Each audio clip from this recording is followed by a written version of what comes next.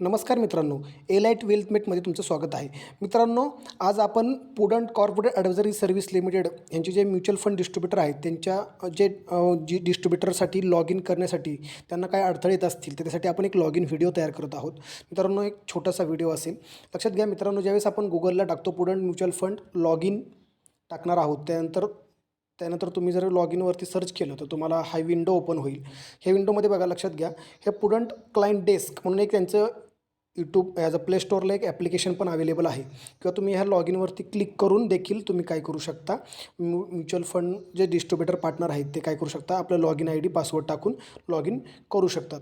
त्याचबरोबर तुम्हाला प्ले स्टोअरमध्ये पण एक ऑप्शन अवेलेबल आहे. प्ले स्टोअरवरती जर तुम्ही गेलात तर इझिली तुम्हाला पुडंट पार्टनर डेस्क म्हणून जर तुम्ही सर्च करताय त्या ठिकाणी तुम्ही इन्स्टॉल करून घ्या आपलं ॲप्लिकेशन इन्स्टॉल केल्यानंतर पुडंट पार्टनर डेस्क तिथं देखील तुम्ही डायरेक्टली त्याला लॉग इन करू शकता.